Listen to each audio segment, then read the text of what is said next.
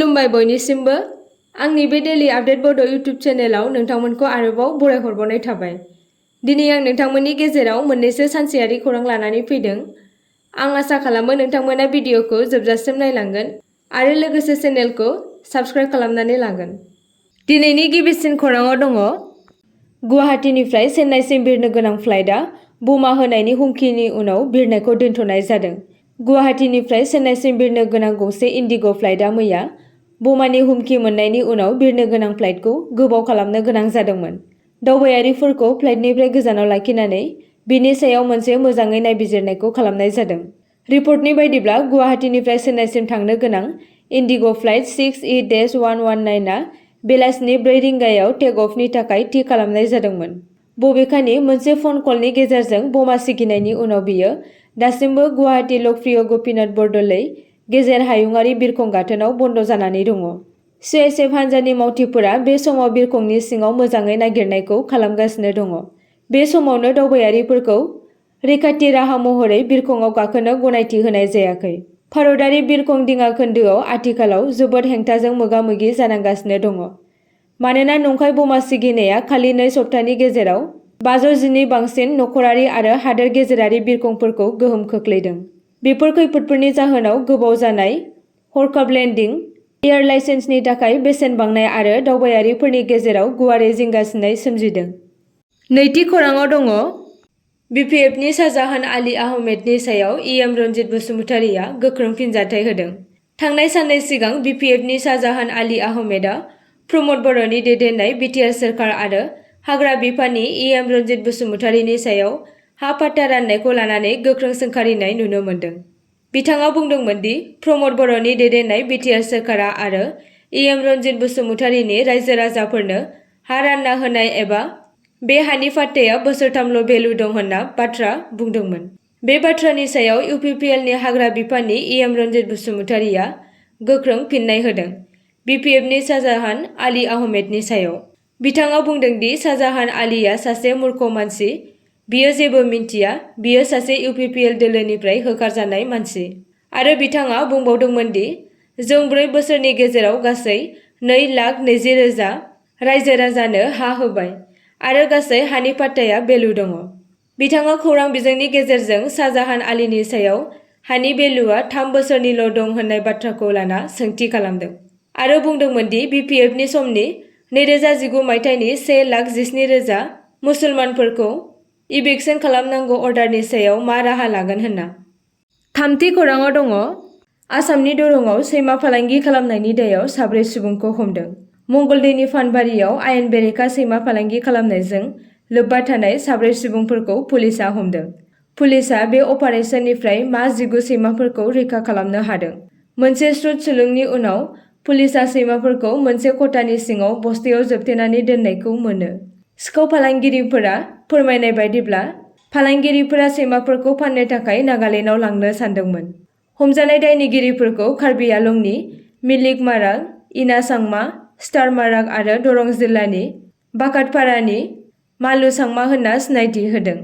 पुलिसआ दुला PS case number 158/24 नि सिङाव मोनसे केस रेजिस्टार खालामो आरो दायनिगिरिखौ न्यायारि कास्टडियाव दैथायहरो।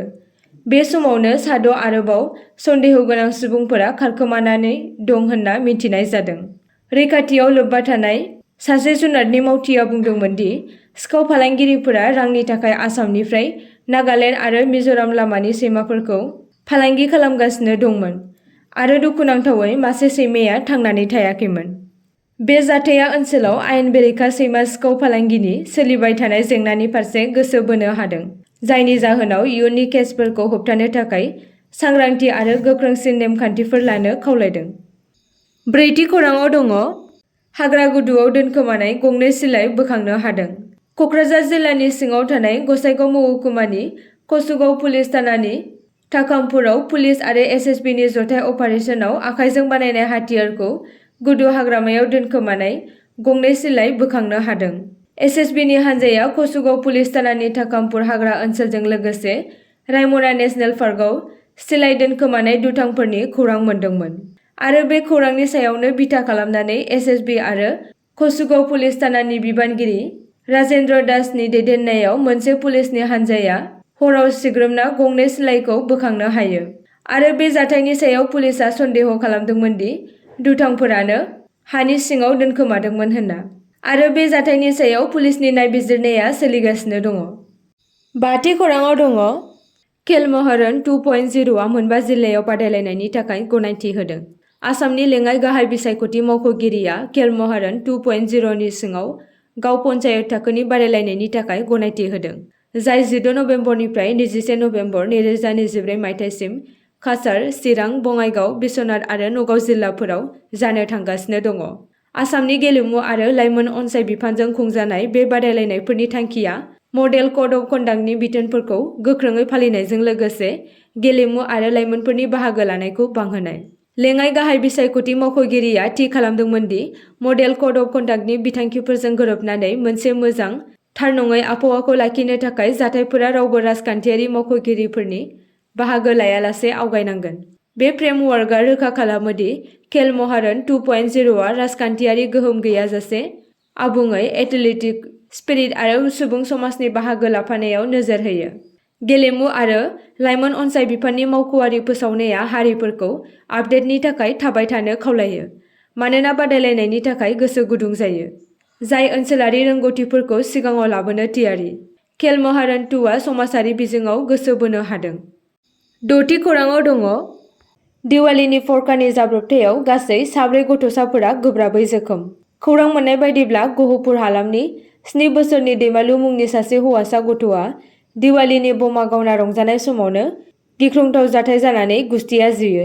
दा बिथाङा फाहामथाय लानानै मोजां थासारियाव दं होनना फोरमायदों आरो आसामनि मरिगावआव 3 गथ'साफोरा गोब्राबै अरजों खामजादों। गथ'साफोर सानैया मरिगावनि मरि मुस्लिम गावआव मोनसे नखरनो फरखा आरो बेफ्रुग्रा मुवाफोरनि थुबुर सावनो नाजागासिनो दंमोन जेब्ला हरखाबै अर खामदोंमोन, जायनि जाहोनाव बिसोरो अरजों खामजादोंमोन। जोखोम जानाय गथ'फोरनि सिनायथिखौ आरमान आरो अनिशा होनना मिन्थिनाय जादों, बबेखानि थामथि गथ'नि मुंखौ मिथिनो मोननाय जायाखै। बिथांमोनखौ थाबैनो मरिगाव सिभिल देहा फाहामसालियाव थिसननाय जादोंमोन। उनाव 2 गथ'फोरखौ जोखोम जानायनि जाहोनाव गोजौ थाखोनि फाहामथायनि थाखाय GMCHआव दैथायहरनाय जादोंमोन।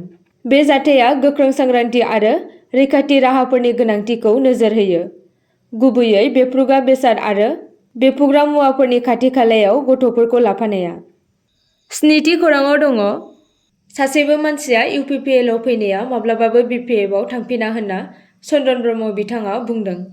फैबाय थानाय उफ्रा बिसायख'थिखौ लानानै मोनसे फोसावथाय मेलाव चन्दन ब्रह्म बिथाङा बुंदोंमोन दि सिडली बिधानसभा बियाबनि बिजाथि निर्मल कुमार ब्रह्म बिथांखौ रायजो-राजाफोरा देरहाबाय होनना गनायना लाखाबाय, मानोना UPPLनि रायजो-राजाफोरा आरो सुबुंफोरा बिथांखौ बयबो अनसायगोन। आरो बिथाङा बुंबावदोंमोन दि गुबुन राजखान्थि दोलो BPFआ 70,000 आरो कंग्रेसआ 50 भटजों देरहागोन होनना बुंनो हागौ, नाथाय बियो एक्सेप्टेबल जानो हानाय नङा। आरो बे बाथ्रानि सायाव बिथाङा बुंबावदोंमोन दि UPPLनि दोलोआव जइन जानाय एबा BPF दोलोनिफ्राय फैनाय रायजो-राजाफोरा माब्लाबाबो BPFआव थांफिना होनना आरो लोगोसे सानफ्रोमबो बांसिननिफ्राय बांसिन UPPLआव जगदानसो जागासिनो दं होनना बुंथिदों। आसा खालामो नोंथांमोना भिडिअखौ नायनानै मोजां मोनगोन आरो चेनेलखौ लाइक आरो साबस्क्राइब खालामनानै लागोन।